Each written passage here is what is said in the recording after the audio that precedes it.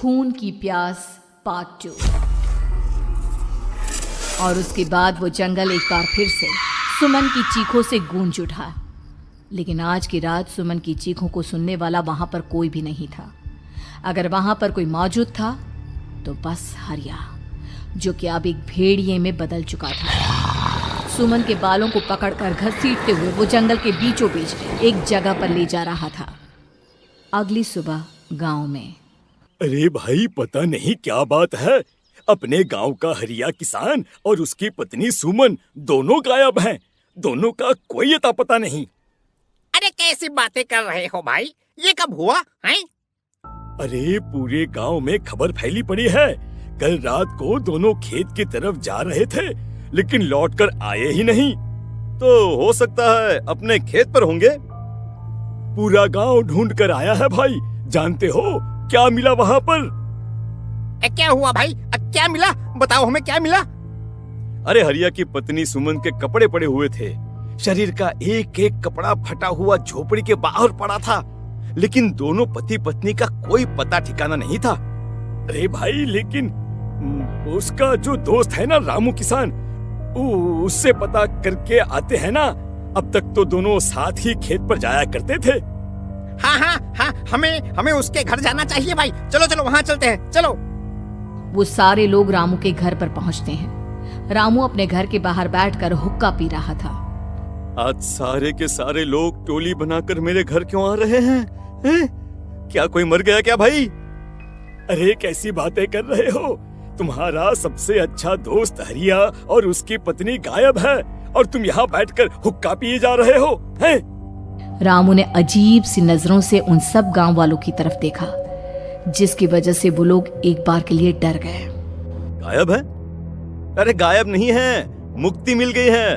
उन दोनों को मुक्ति मिली है। इस दुनिया में आकर हर इंसान पाप करता है और उसे उसके पापों के लिए मुक्ति मिलना बहुत जरूरी है। अरे ये कैसी बहकी बहकी बातें कर रहे हो भाई, हैं? और इसका चेहरा अजीब सा क्यों लग रहा है? लगता है दोस्त के मरने का गम बैठ गया है। पागल हो गया है शायद ये पागल। ये बात सुनते ही रामू चीख कर जोर से चिल्लाते हुए कहता है, पागल मैं नहीं हूँ, पागल तुम सब हो। और ये शैतानी जंगल अब तुम में से किसी को नहीं छोड़ने वाला, सबको खा जाएगा। याद रखना मेरी बात। शैतानी जंगल?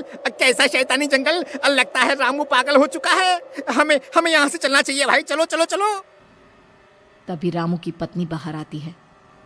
नहीं, आप लोग इनकी बात का बुरा मत मानिए। 2 दिन पहले हरिया के साथ खेत पर गए थे। जब से वहाँ से आए हैं तब से ऐसी ही बातें कर रहे हैं। भगवान जाने ऐसा क्या देख लिया उन्होंने, खेत में कुछ भी बड़बड़ाते रहते हैं। लेकिन गांव के लोगों ने कमला की कोई बात नहीं सुनी और वो सब वहां से चले गए। रात अब धीरे धीरे ढलने लगी थी। तभी अचानक किसी ने धीमी सी आवाज में रामू को पुकारा। रामू, आ जाओ, मैं तुम्हारा इंतजार कर रहा हूँ। और सुनो, अपनी पत्नी को साथ लेकर आना, नहीं तो काम अधूरा रह जाएगा। ये आवाज सुनते ही रामू के चेहरे पर शैतानी मुस्कुराहट आ जाती है। वो धीमे कदमों से अपने घर के अंदर आता है। क्या हुआ? तबीयत ठीक है ना अब आपकी? मैं तुझे अपने साथ खेत पर ले जाने आया हूँ, चल। मैं तुम्हारे साथ कहीं नहीं जाने वाली।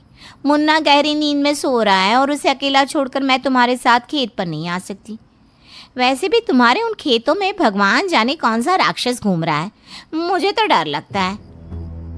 रामू गुस्से में दांत पीसता अपनी झोपड़ी से बाहर आ जाता है और कमला गहरी नींद में अपने बच्चे के साथ सो जाती है।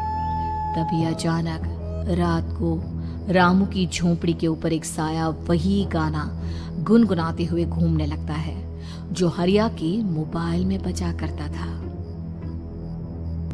मैं मौत हूँ, मौत हूँ, मौत जो बसरी है चारों ओर, जो आएगी कहीं से भी निगल जाएगी सबको। मैं मौत हूँ, मौत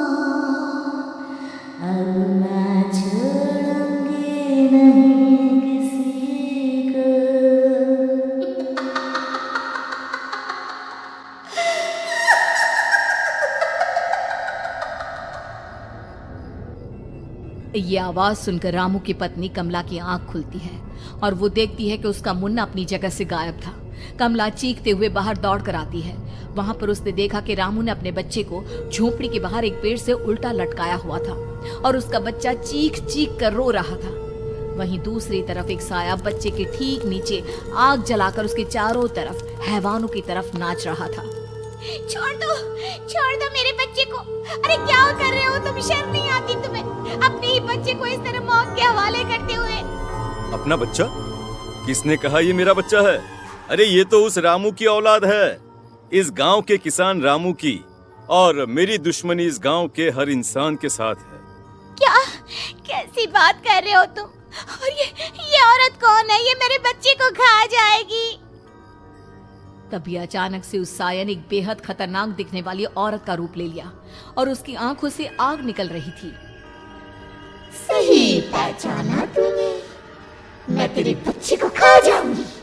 अगर तू अपनी इस हैवान पति रामू के साथ जंगल नहीं आए तो मैं तेरे बच्चे को खा जाऊंगी।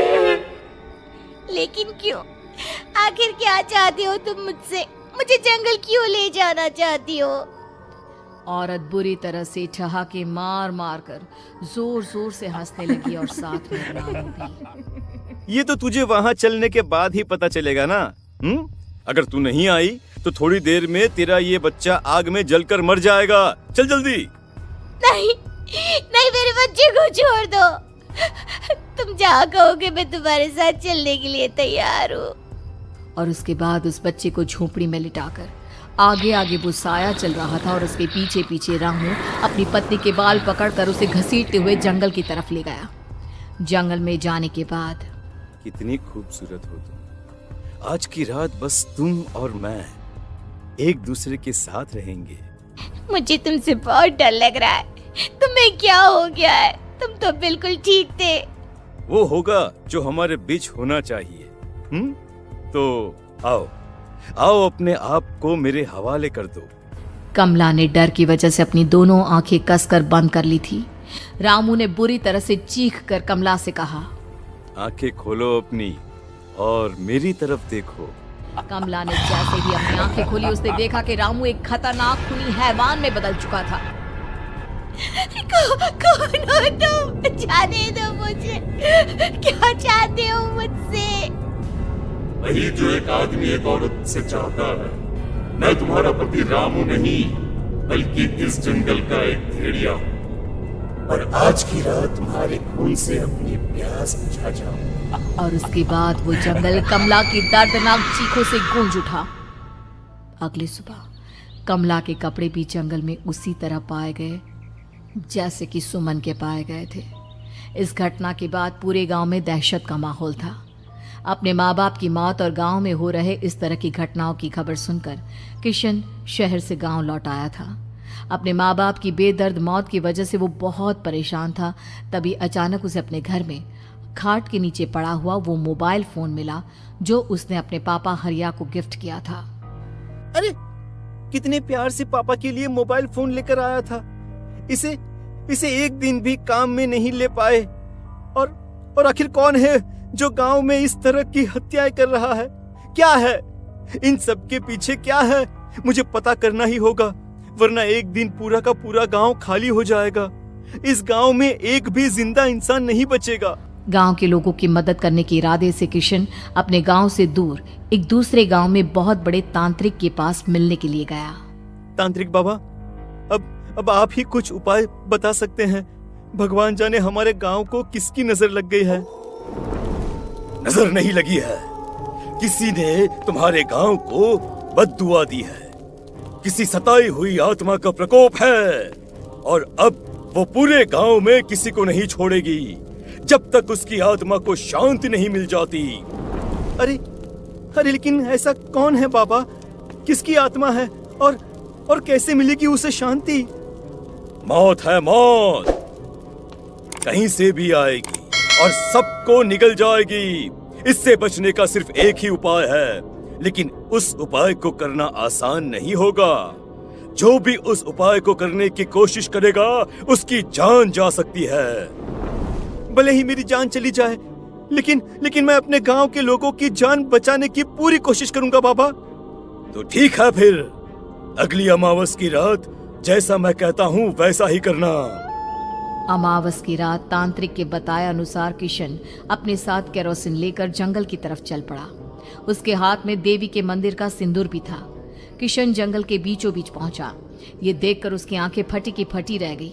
वहां एक उबलते पानी का तालाब था और कई लोगों की लाश लटक रही थी। किशन के माँ बाप की लाश भी वहीं थी। माँ, बापू, क्या हो गया? ये क्या हो गया? तभी वहां पर एक औरत और आदमी आते हैं। उन्हें देखकर किशन चौंक जाता है। गोपाल काका, आपकी तो 5 साल पहले मौत हो गई थी।